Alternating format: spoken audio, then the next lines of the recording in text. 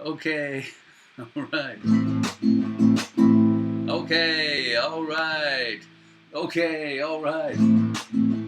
Ladies and gentlemen, boys and girls, my lords, ladies and gentlemen, your majesty, and inhabitants of the Delta Quadrant, welcome to the end of the world.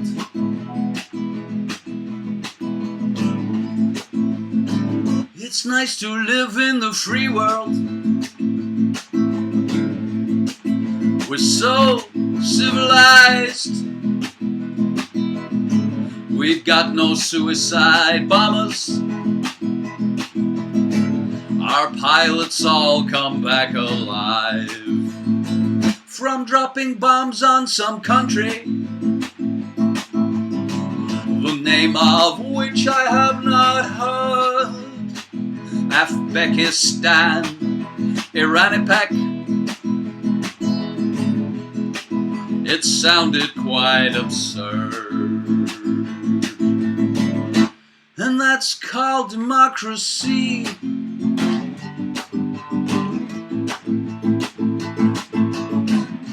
And it's as plain as can be. You can call it peace and freedom, but it's just your fantasy. It's nice to live in the free world, where liberty prevails. We just listen to your phone calls and read all your emails. The government likes you on Facebook, and it's reading all your tweets as it scans your facial features while you're walking down the street. And that's called democracy.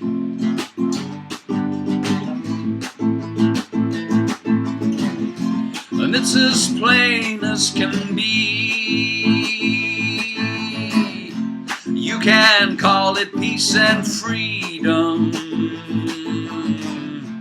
but it's just your fantasy. You can call it what you want to, but it ain't democracy. You can call it peace and freedom,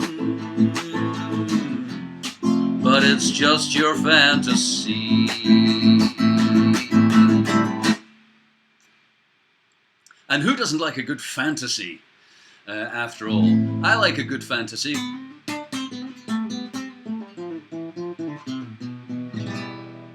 It's nice to delude yourself every now and then that everything's great, isn't it? I mean, life would be really sucky if you went around thinking it was pish all the time. Actually, most of the time, I indulge in a fantasy that goes like this. Isn't life great? I'm having such a wonderful time. Everything's going to work out. I really do. And as a result, I have a good time. And I hope you can liberate yourself from your cynicism, your anxieties, your grasp of reality even, and indulge occasionally, if not repeatedly, in a fantasy that everything will be fine. Why not, eh? So, had a few technical problems tonight and yesterday. It would appear YouTube have changed the way things stream to something totally fucking stupid. And as a result, I kept inadvertently creating streams that I had no intention of doing so while I was trying to access the set up your own stream. Anyway, I think I've got a handle on it now. I'm not stupid, you know, but YouTube seemed to have made this a particularly dumb way of doing things. Thanks, YouTube. And on that subject, I should like to mention that I am commissioning on deekjackson.com, a YouTube clone video hosting site. And I shall be installing on deekjackson.com every video I ever made, including the ones YouTube didn't like. Hate Jews while you still can, amongst others. What else didn't they like? Prince Andrew is a whore fucking liar. What else didn't they like? Oh, they didn't like so much. 9/11 was a lie. They really don't like that shit anymore, do they?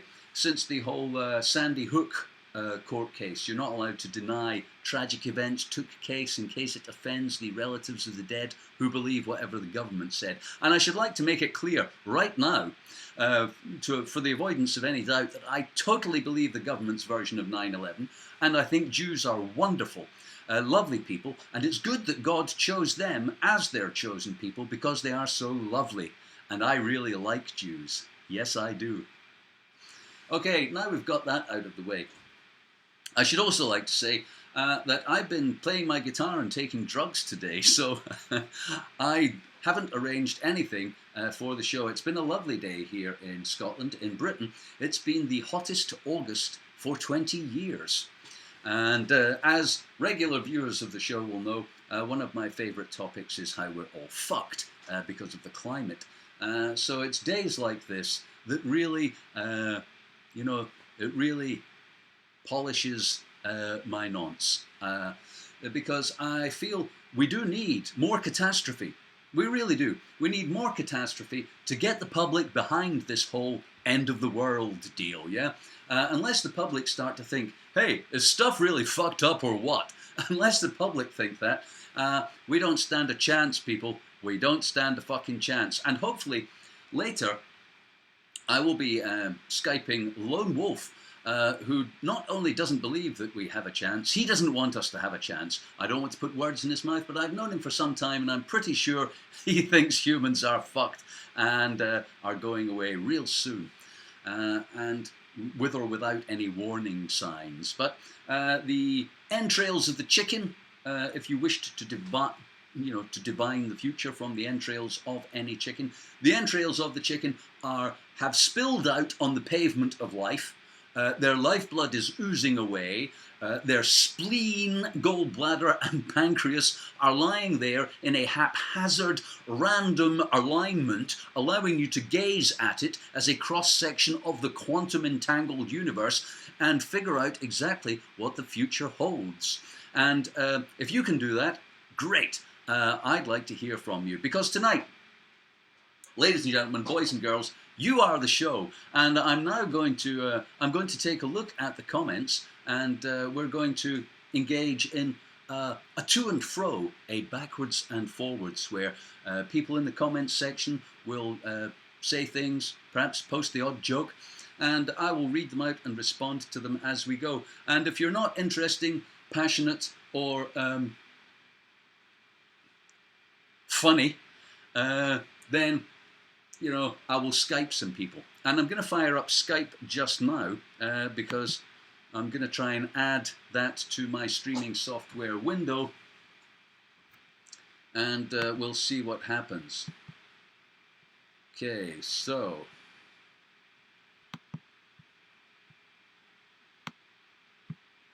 all right. I'm just going to add Skype as a window. Just bear with me a second.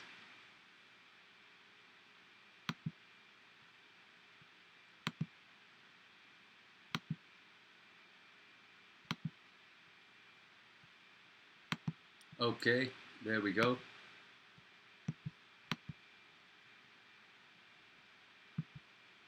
All right. And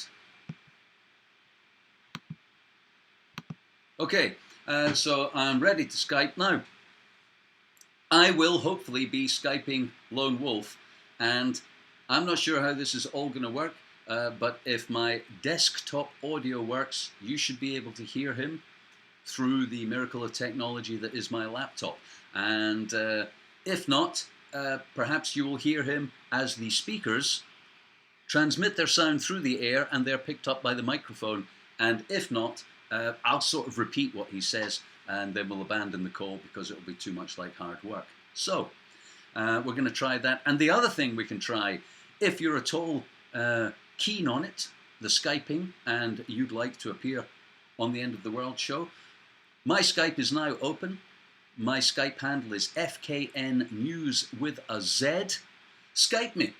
See what happens. And if not, post a joke or something you're interested or passionate about in the comments, and we'll all have a chat about it.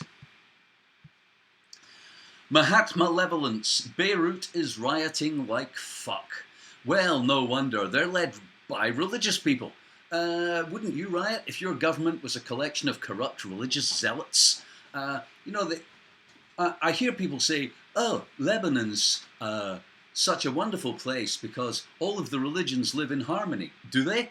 But if by harmony you mean a complete shithouse, a dysfunctional nation that can barely defend its borders, and where the people are poor, hungry, and desperate for change, if that's what you mean by harmony, then sure, the people of Lebanon live in harmony. There's no majority of religious nutters in Lebanon. Perhaps that's the problem. In Lebanon, there's a kind of equilateral triangle of Muslim, Christian, and Druze. I'm not entirely sure what Druze is, but I imagine they're mental retards like all other religions, so I don't really care.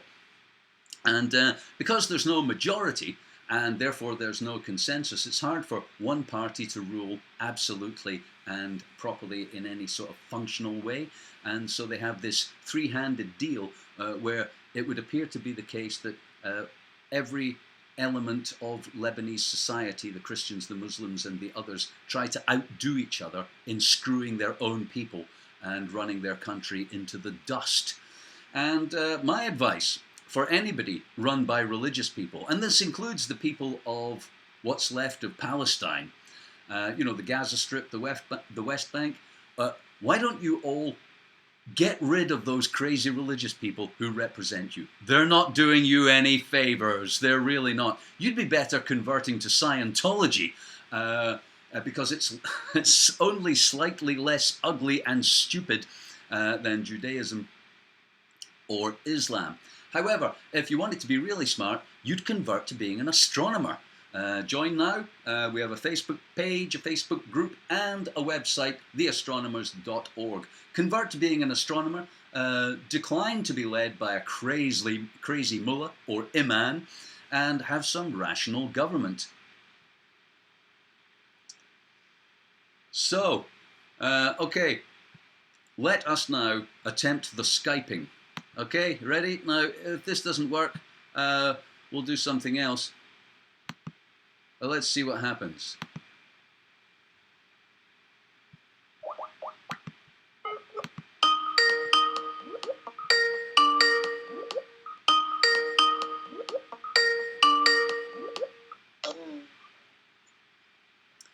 Hey, Mark, or Lone Wolf, I should say. I can't hear you. You can't hear me. All right, let me see. I can hear you. Okay, let me check my audio. Can't hear you at all. Okay, I'm working on it. Nothing. I'm working on it.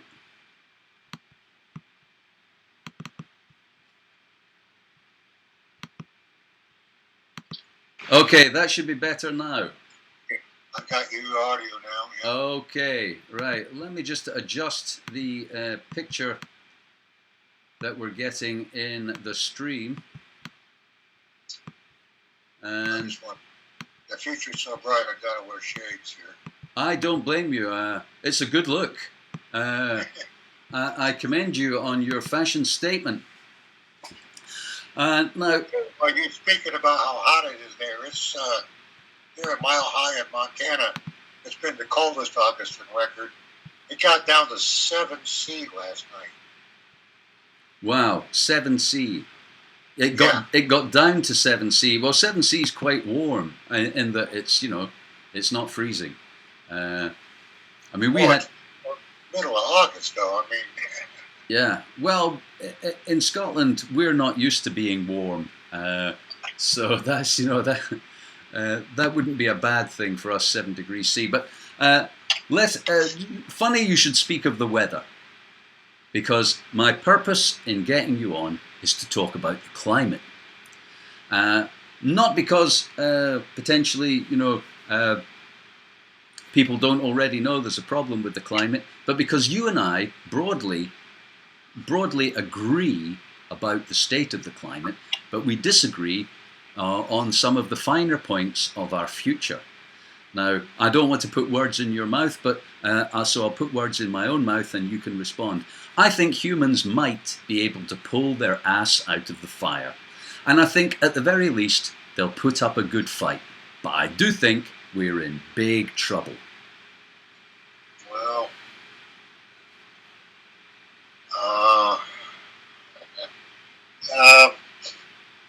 yeah, at a minimum, we're in big trouble. Yeah.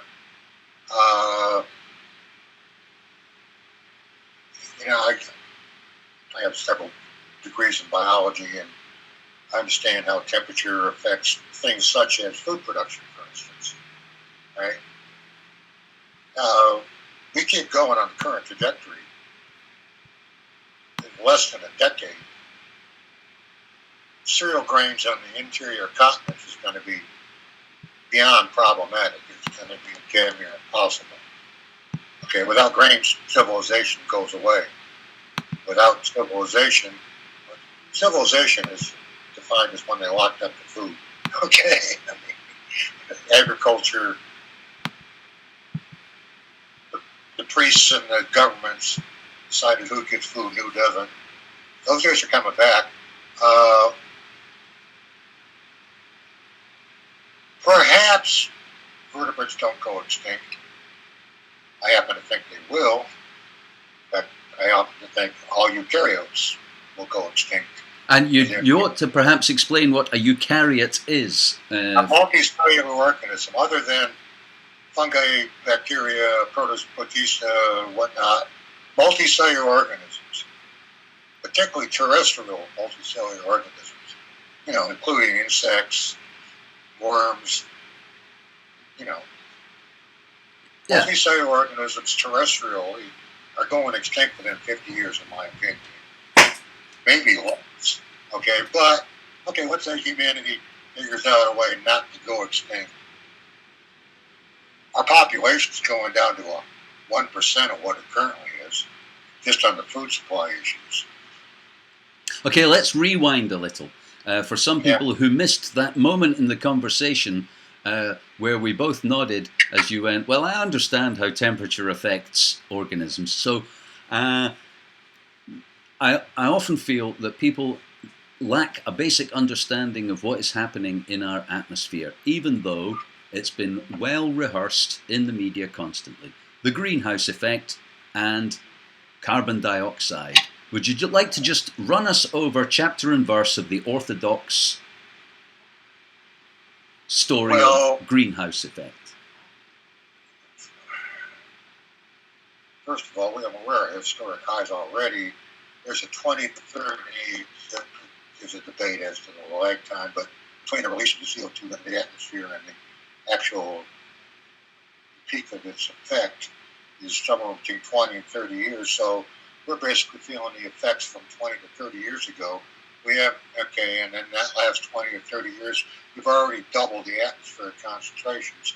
So we ain't, even if we stopped right now and immediately put a single molecule of carbon dioxide in the atmosphere, we're still going to see temperature go up 5, 10 C.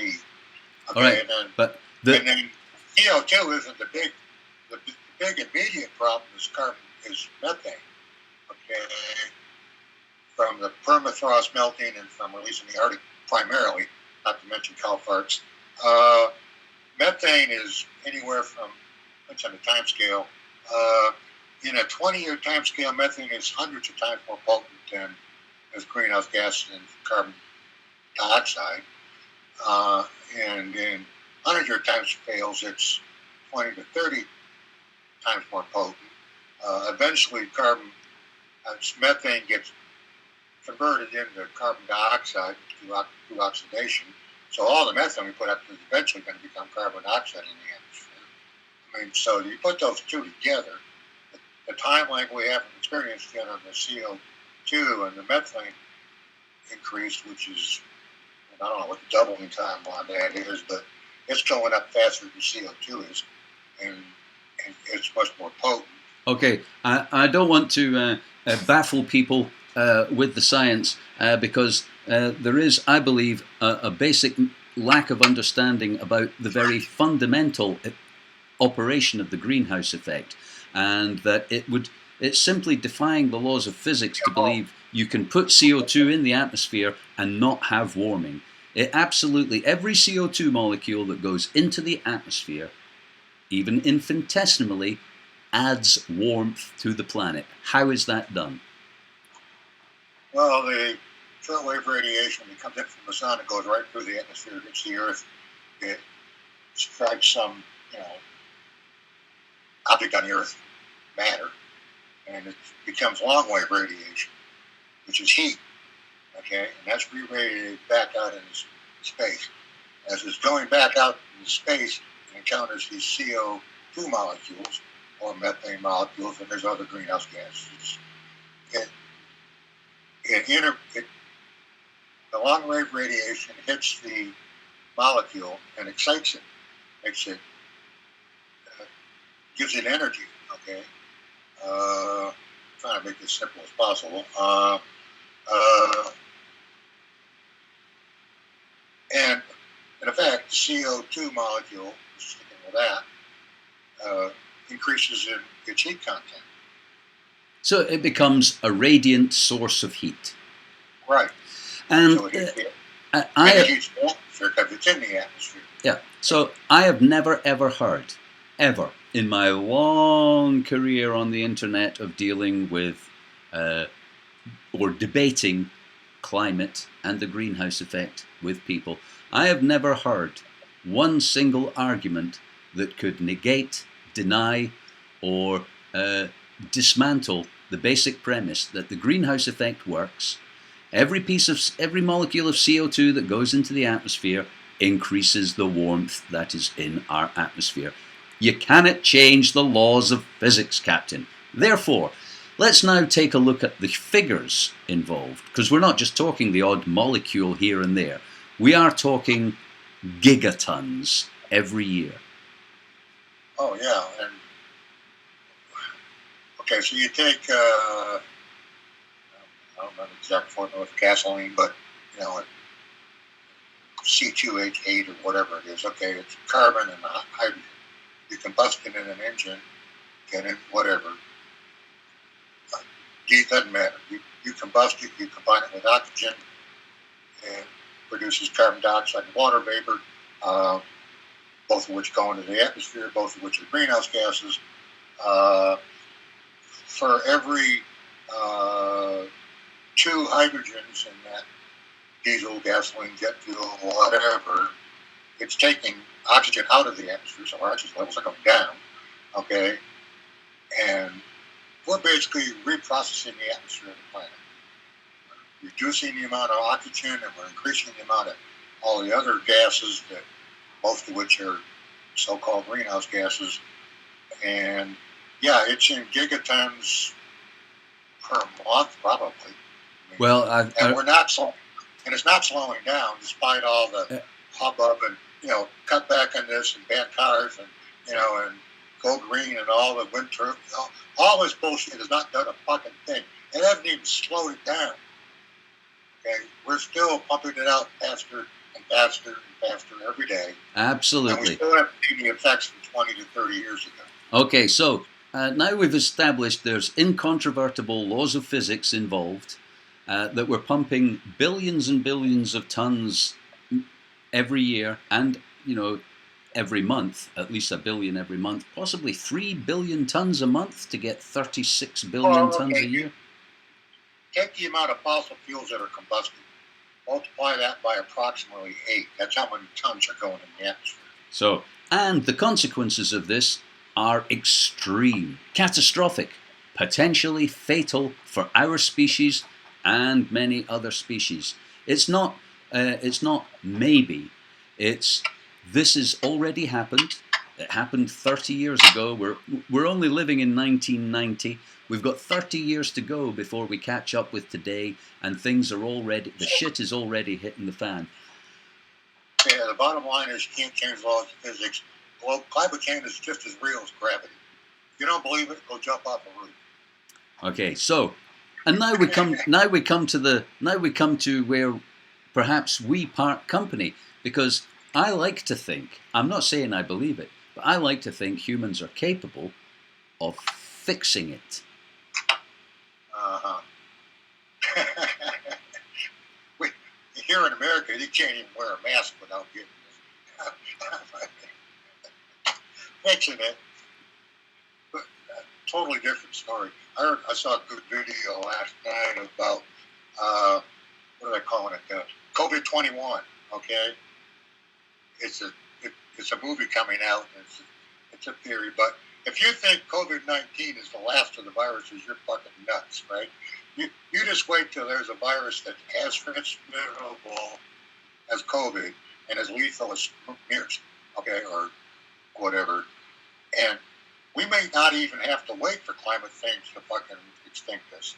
The viruses might do it in advance of that, okay? Anyway, I know I got off on a different subject, but...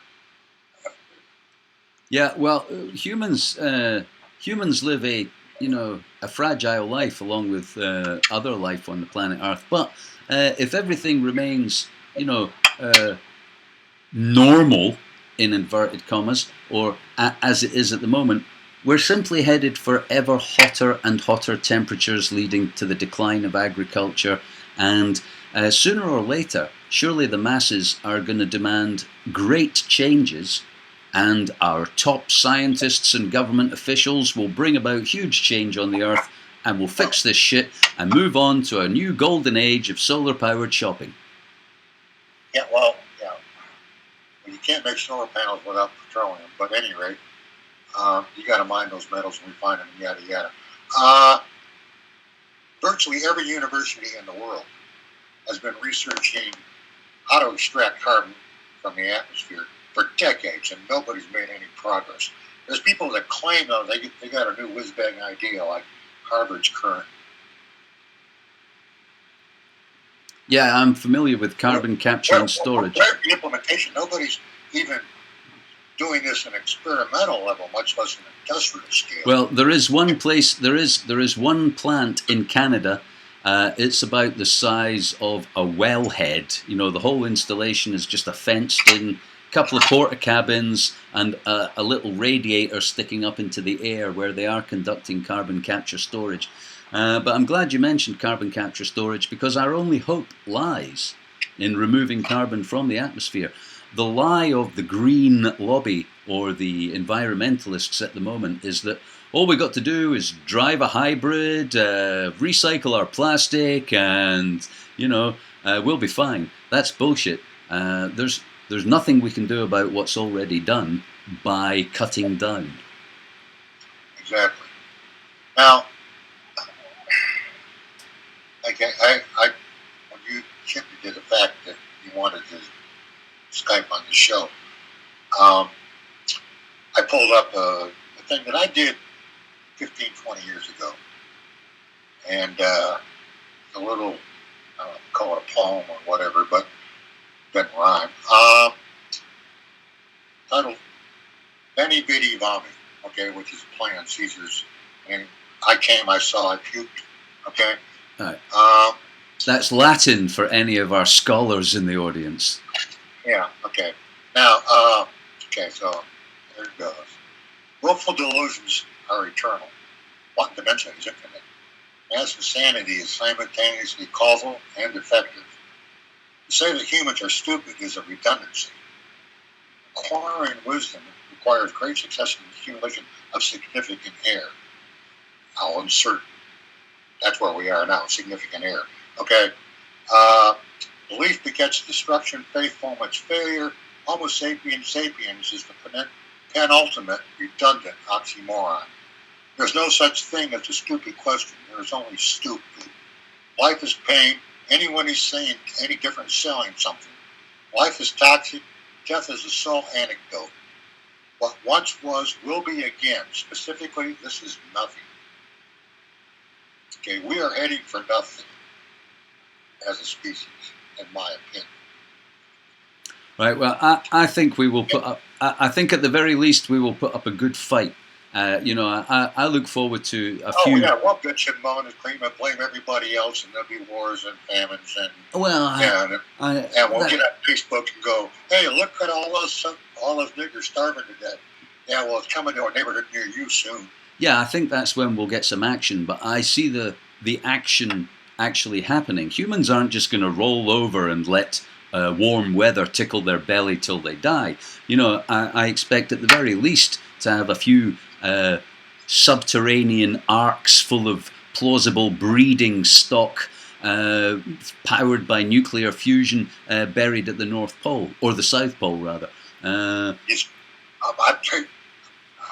I don't have any evidence, but I strongly suspect that already existed at some level.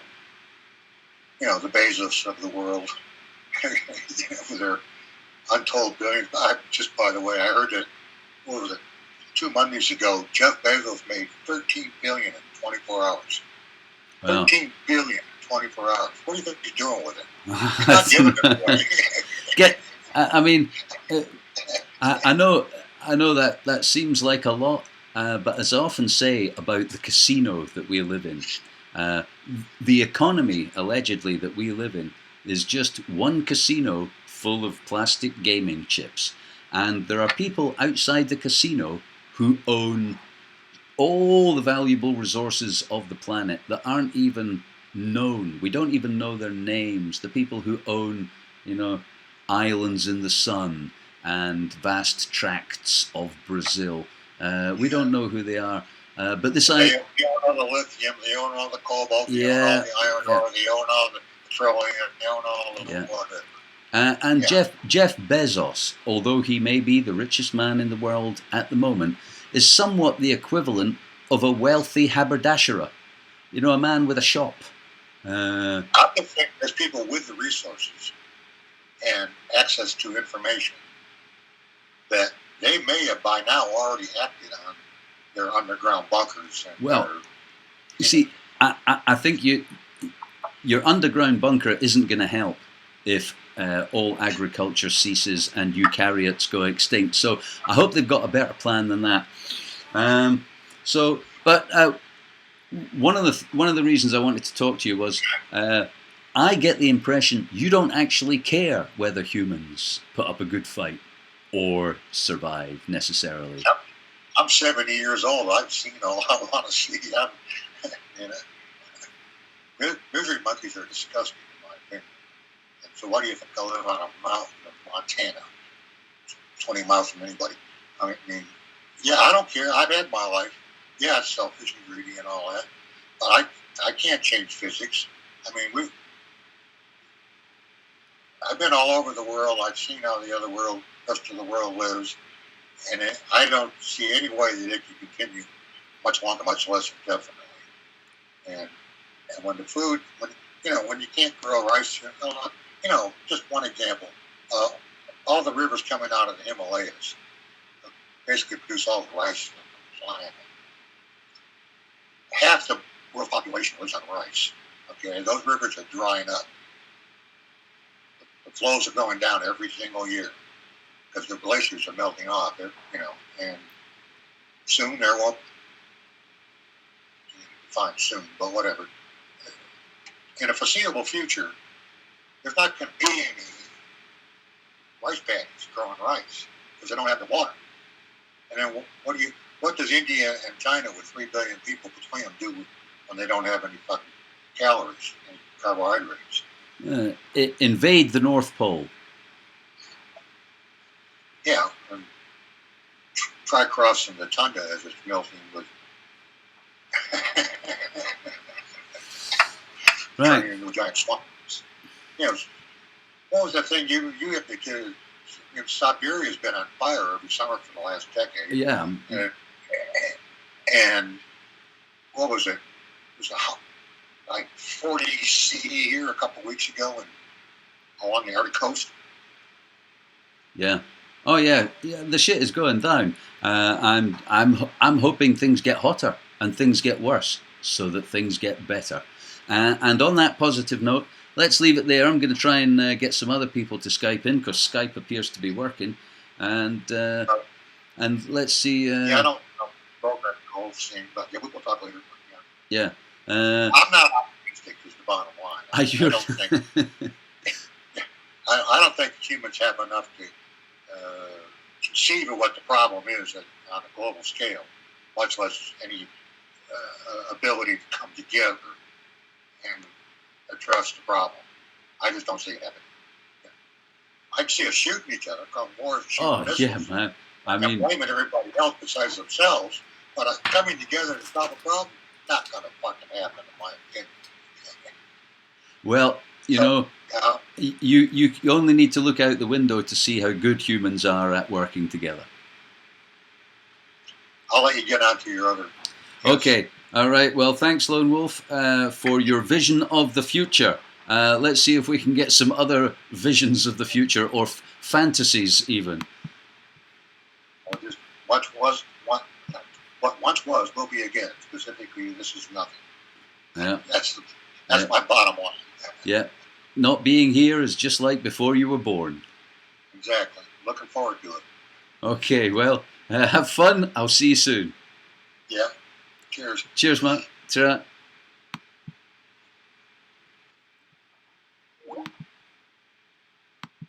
Okay, well, that's Lone Wolf's vision of the future. So, is there anybody out there with, a different vision who would like to Skype in? Skype FKN News with a Z. I am waiting for your call. Or not. And if you're in the comments, if you've got a vision for the future, if you disagree with Mark or Lone Wolf, if you agree with him, or if you agree with me, you think humans can fix it, or if you disagree with both of us and you don't think there's anything wrong anyway, let's hear from you. And let's talk about this. Let me get back to my streaming software.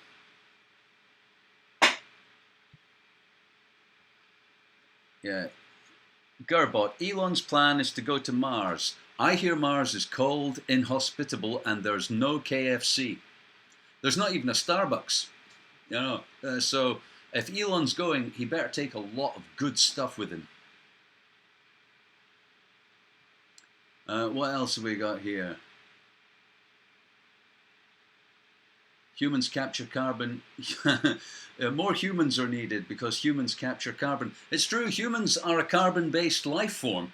And so we're headed for 8 billion people. If only we could breed more humans, we ourselves could be a store of carbon that could save the planet. I like your thinking, philosopher.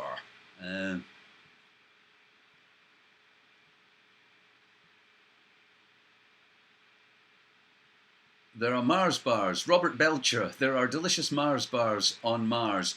Yes, I think you've got a category error there. That the popular confectionery Mars bar is somehow related to the planet Mars. Most of the meteorites that fall on Earth are from Mars, and they're a bit crunchy.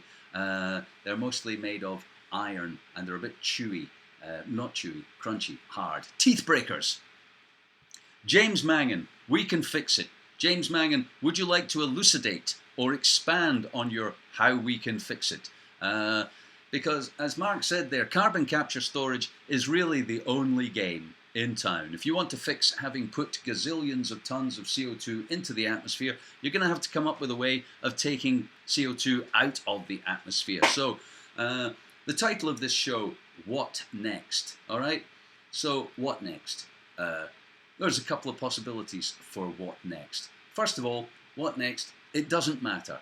This is the climate denier or the skeptic's view, fantasy, vision of the future. Everything will be cool. It's okay. Plants love carbon dioxide. It's got what plants crave, and so the whole thing's just a scaremongering,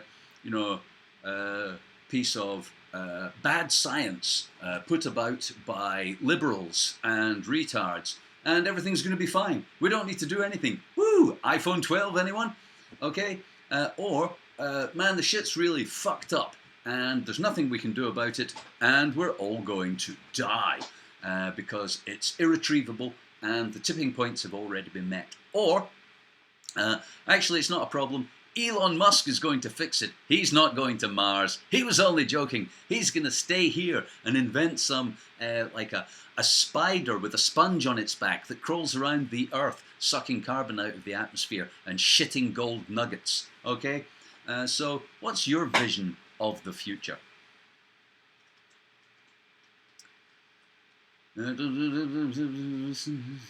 Yes, it is hard to convince people who have a bizarre religious belief of the validity of science.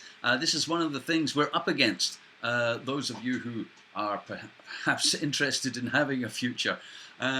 Religious people don't really care what happens on Earth because they're going to heaven. And this is one of my bugbears with organized religion.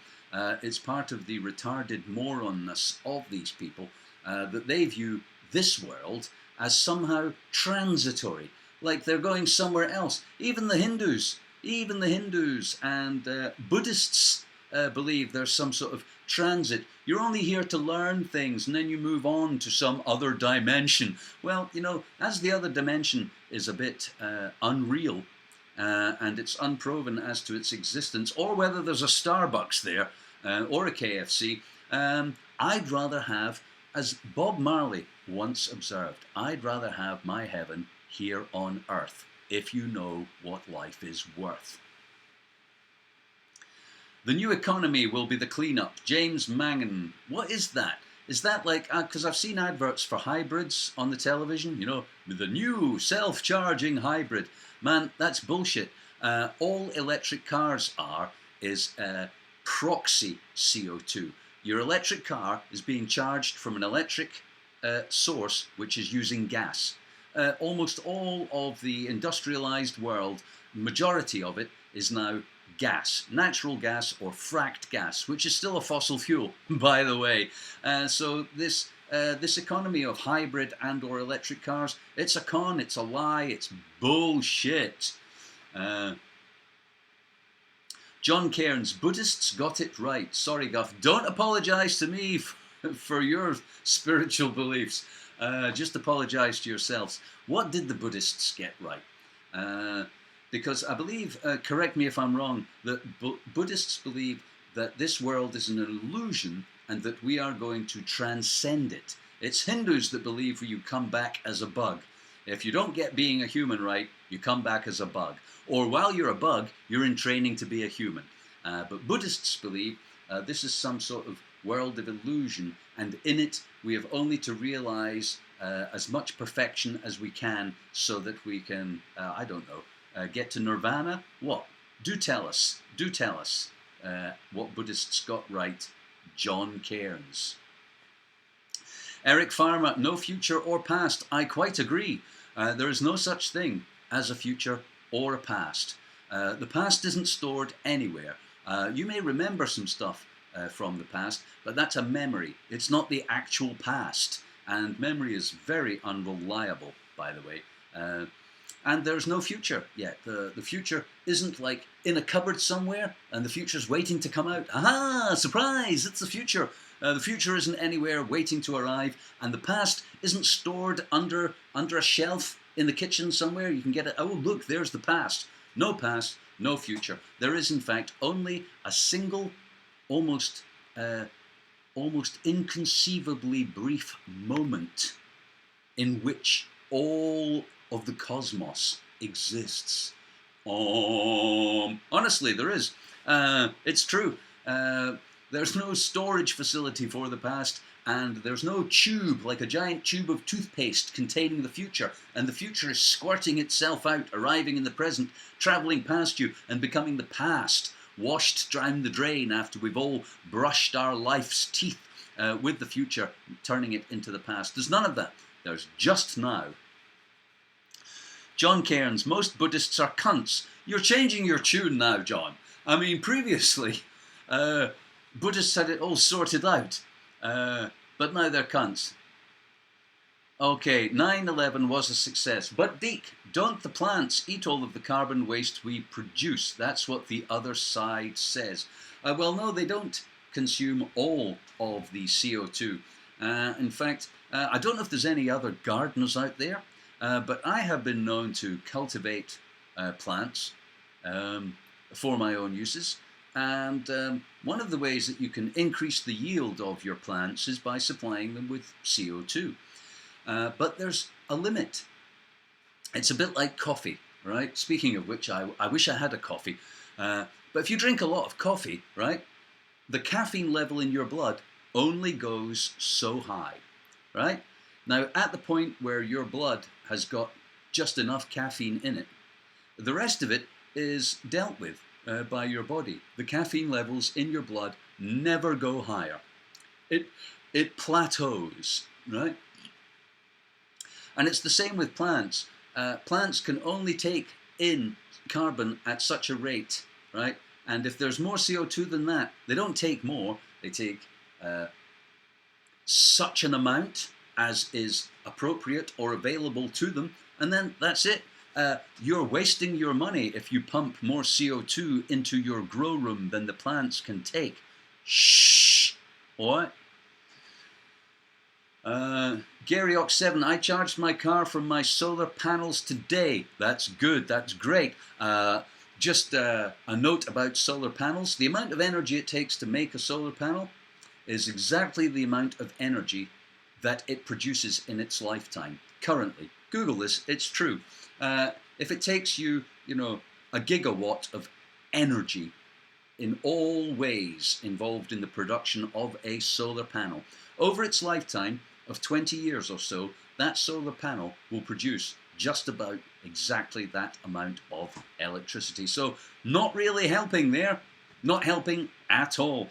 Only if we had super efficient solar panels that outproduced the energy it took to produce them, would they be any use, if you know what I mean.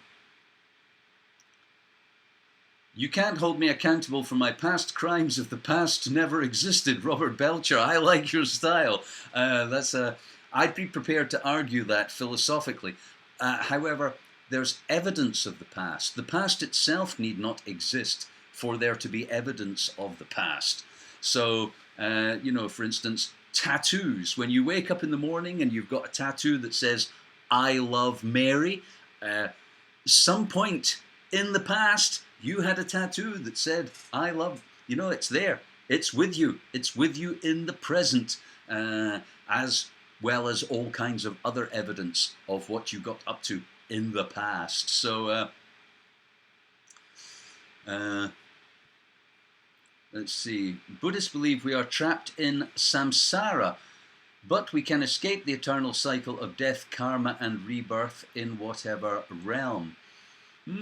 Why would you want to escape? I mean, one of the problems I have with this idea that this world is transitory or an illusion or a test or something is it's kind of demeaning to reality, to the world. That, man, I like life. I like now. I like the world. I don't see it as being a problem or a test or a trial or something that I need to escape. When did being, able and aware and conscious and alive, when did that become a bad thing you wanted to escape from? Unless, of course, you're having a really hard time in North Korea. One of my fundamental problems with most religions is they seem to talk down reality instead of talking it up. Life is great, to quote Frank Zappa, and I wish anybody who didn't think so would leave now in case they bring the show down. Life is great. Gerbot, can you sing us a song about how to grow plants? Maybe at the end of the show, I might be able to do that. Philosopher, graphene will help efficiency. Dicase homo erectus. I'm not sure if that's a compliment or some sort of veiled threat. Oh yes, and Buddhists say that there is suffering. All right, suffering. I mean, define suffering. Uh, you know, J.G. Bennett, an English philosopher, I believe, said, and I quote, this is on a Robert Fripp album, if anybody is a fan, "It is impossible to achieve the aim without suffering." That is to say that you could call anything suffering that is between you and the realization of your goals. You know, like I would like a cup of coffee, but I'm going to have to go downstairs and put the kettle on. And, you know, I might have to wash a cup because I'm lazy and I probably haven't washed it from the last time. So you could call that suffering, but I could also just call it, what is necessary to achieve my aim. And the use of the word suffering is really loaded. It's really, you could just say, it is impossible to achieve the aim without getting off your ass and doing something. Loss of a loved one. Well, you know, I'm a little stoic about that sort of thing. Loss of a loved one. Pirsig, Robert M. Pirsig wrote Zen and the Art of Motorcycle Maintenance, and in it he recounts the tale of he and his son travelling across America on a motorcycle. Now, he wrote another book years later, and in it, I believe he tells the world that his son died when he was 20-something. He may even have been murdered. I don't know if I'm conflating two books. But anyway, in this second book, he writes of the echoes of his son, which still ripple through the quantum verse, in that even though somebody is gone, their effects remain. And so, a very obvious example, you could imagine that somebody, before, if they know they die, before they die, they write loads of letters and they give them to their lawyer and they have them posted annually so that their family continue to receive a letter every single year after their death. Now, that's a very trite mechanical example, but I would suggest that all of the things you ever do in life echo and reverberate and resonate with other people, and that they create a kind of quantum field that represents your existence in the other living things. And so try not to feel bad about people coming and going, but celebrate their having been here at all. And an old friend of mine recently died, and we didn't speak for a few years towards the end of his life. And I somewhat regret that, but I still think that he and all of the things he did in his life, those are still here, echoing and reverberating around the quantum verse. And so he may be gone, but he's not forgotten, and his echoes still go on, as we all will. Penrose. Oh, Penrose. Ripples in the quantum universe. Burn the Buddhists. James, you really are changing your tune. 1 minute you put forward some Buddhist ideologies, and the next minute we're setting fire to them. We're here to have fun. I somewhat agree. We are here to have fun. You should do exactly what you want and enjoy doing. And I've said this before on the show, and I will repeat my little catchphrase. I often say to people, everybody should do exactly what they want. I know I am. Should do exactly what you want all of the time. And some people, when I say that, say, "Oh, Deek, well, that would be terrible. Imagine the carnage, people running about and machine gunning and raping and killing and robbing." And I think, wow, your idea of doing what you want is a bit racy compared to mine. I was just going to take drugs and play my guitar. But no, your idea is good too. If you're not doing what you want already, then what the fuck? What are you doing here? What have you been doing? Call in well. Phone up your boss. Hi there. Yeah, I'm not coming in today. I'm feeling really good. Don't phone up your boss and tell him you're unwell. Don't phone up and take a day off work feeling sick. I don't feel well. I'm taking a day off work. If you're feeling good, phone up and take the rest of your life off. Because if your job or what you're doing is not exactly what you want to do right now, give it up. There is only one time. There is only one time. And at that point, you know, I think I feel the song coming on.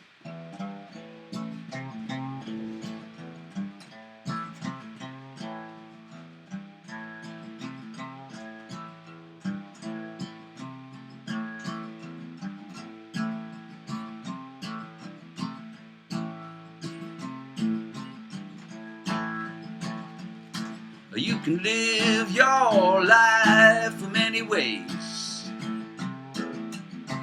Have a plan or just take the days.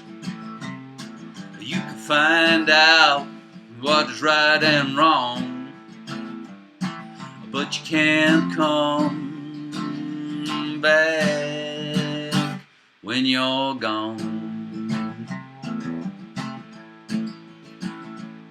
Or they can be cruel, be unkind, suck all the joy out of your life. They can fire off all the bullets and bombs, but they can't come back when they're gone. No, no, no, no, they can't come back. Yeah, when they're gone. One time, believe it to my solid call. When you're gone, there isn't any more. Ain't special, you ain't going on, no, not being here. It's just like before you were born.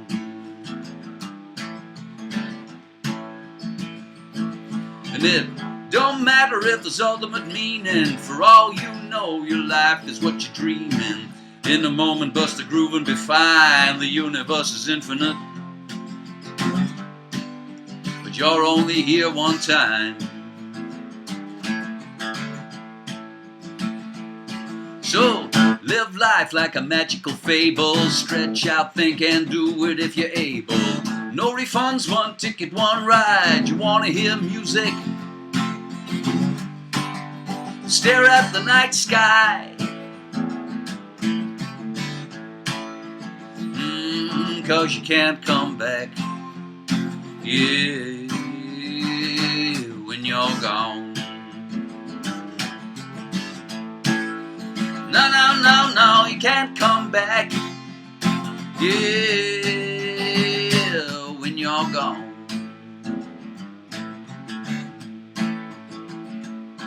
You can give it up, have a ball and a blast. Throw it all away and have another glass. You can do what you want and sing this song, but you can't come back when you're gone. No, no, no, no, you can't come back. Yeah, when you're gone.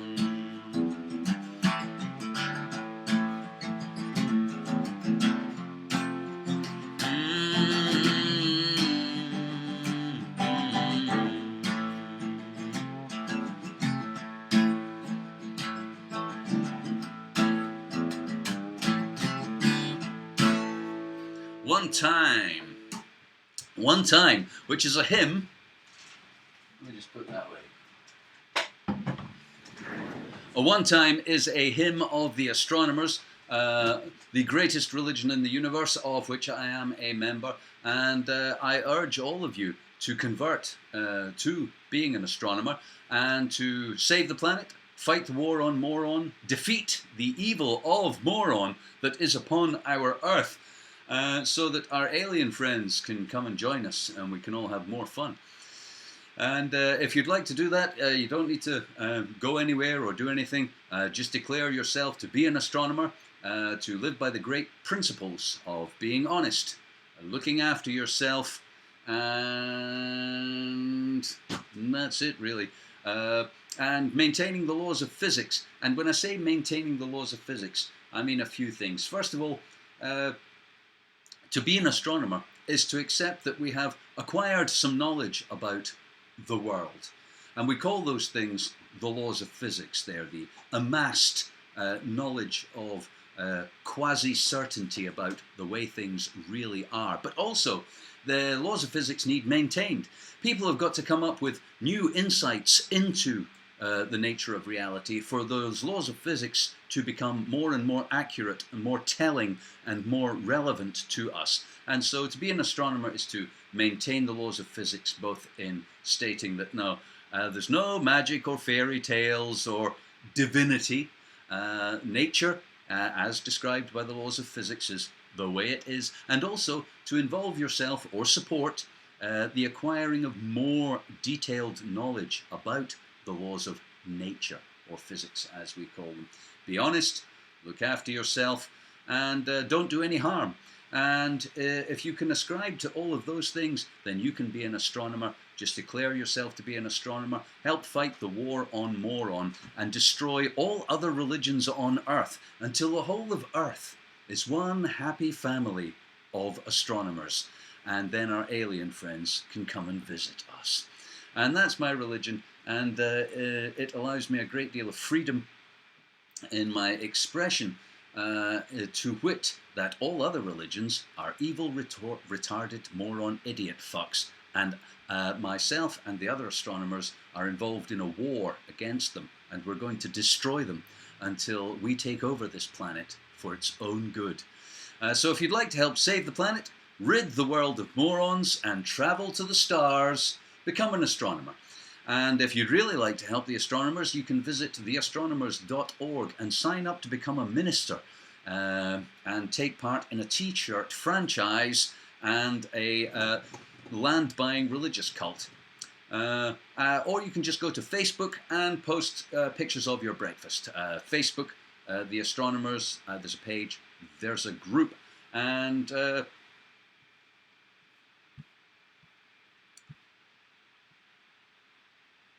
so,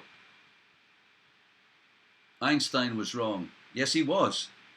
James Mangan. Einstein was wrong. And one of the principal things he was wrong about, because he was misinformed, is that positive and negative charges were balanced out during a period of expansion in the early universe. And in fact, the universe is full of charge separation, which causes voltage and electric currents to be produced, and these electric currents produce magnetism, and magnetism, electromagnetism, is the most powerful force in nature. And the grand vista of the universe and the shape of it and the forms within it are almost all directly caused by electromagnetism and not gravity. Gravity is one of the weakest, if not the weakest, of the four forces, and it will soon become apparent to science. Science has got a bit of catching up to do with the astronomers. The astronomers are currently way ahead of science in that we know and understand that the universe is full of electricity and that electromagnetic forces are shaping the universe. Galaxies are caused by electromagnetism.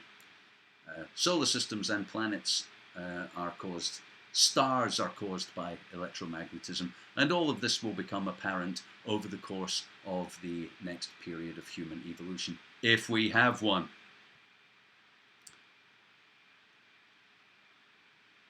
Energy can neither be created nor destroyed. Agreed, that's one of the sacred facts of the astronomers.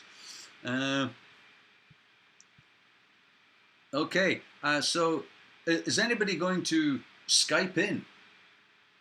And any of you chatters out there, or anybody else watching the show, FKN News with a Z, I'm on Skype right now. If you'd like to get a quick Skype in before the end of the show, now is your chance. Aliens are younger Dryas survivors escaping the cataclysm. Forward time travel is possible. Yeah, I'm skeptical, but you know, given the quantum entanglement and spooky action at a distance, which is a known facet of reality, almost anything is possible. That is possible. That is to say that if anything is possible within the laws of physics, then in a quantum multiverse or quantum entangled universe, those events actually do take place, have taken place, will take place at some point. Robert Belcher got rid of Skype when Microsoft bought it. Gerbot's a time traveller, keeps moving into it. I like it. In that sense, we are all time travellers in the moving forward sense. Never a truer word was spoken. All right, well, before I go then, just time for some commercial messages. See all the art behind me.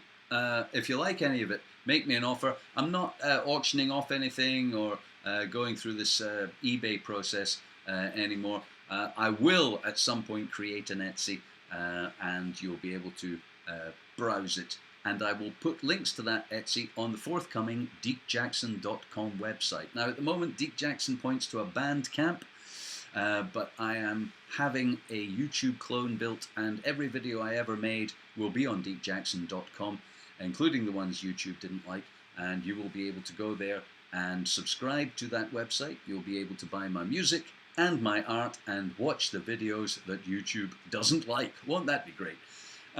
Speaking of videos, I don't know if anybody saw the stream last night of the Resonators doing the Feel So Good album.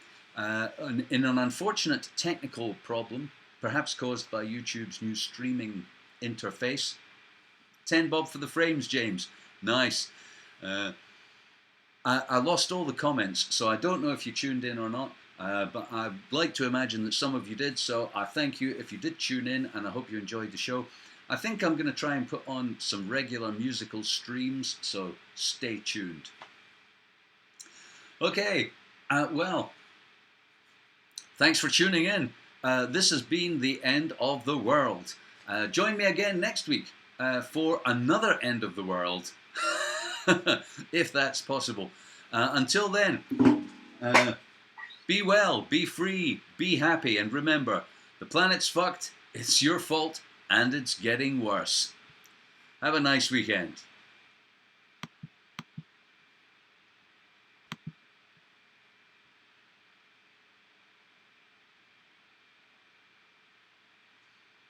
Oh, what about an outro song? All right, one outro song then. And you know what?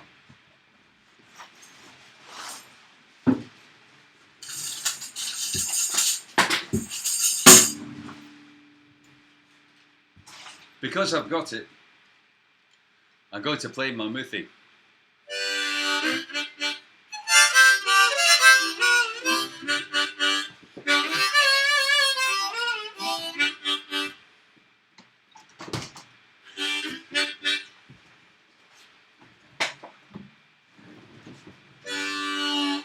Now for this song I've had to close the windows.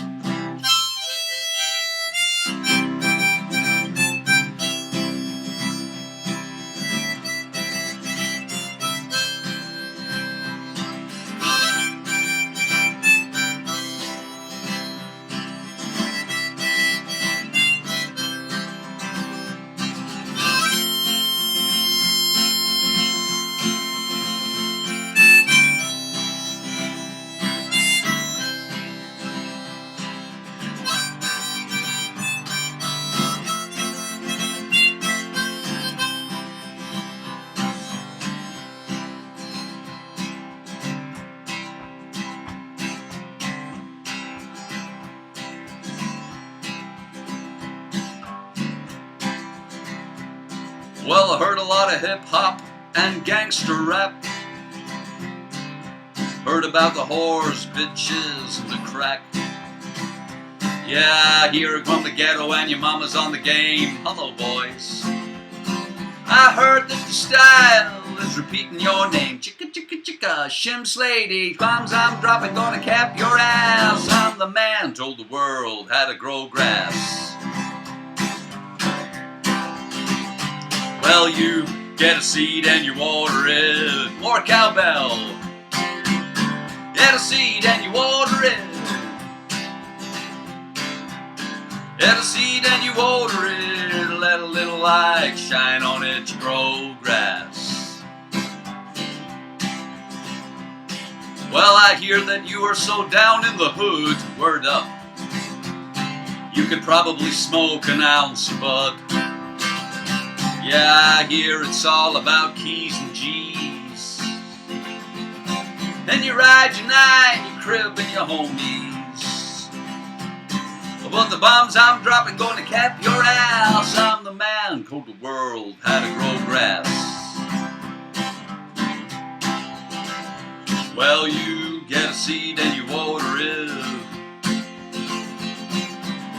Get a seed and you water it. Get a seed and you water it. Let a little light shine on it to grow grass. I saw your video on MTV. Actually, I didn't think it was as good as your last one. Did anybody else see that? He was the biggest pussy I could see. There was ass shaking in your face, a ragga style. But if you didn't have a dollar, they would all run a mile. But the bombs I'm dropping gonna cap your ass. I'm the man, told the world how to grow grass.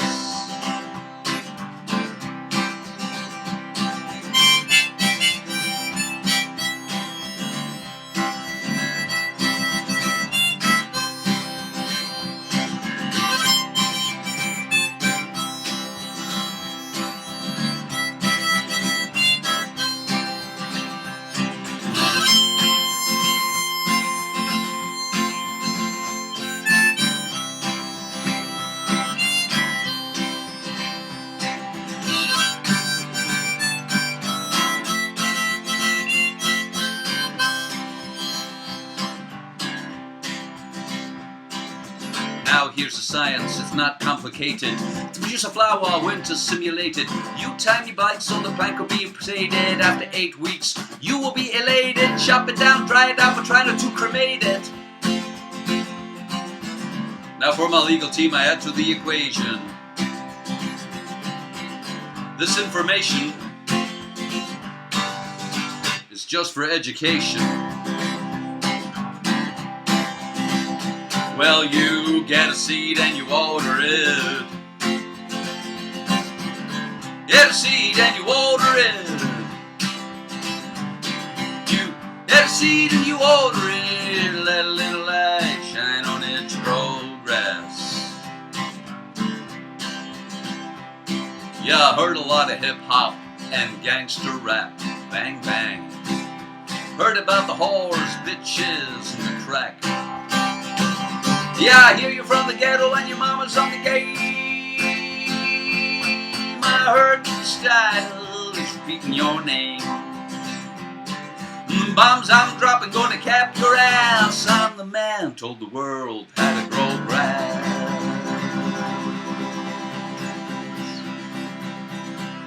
In many ways, a metaphor for many things. You get a seed and you water it.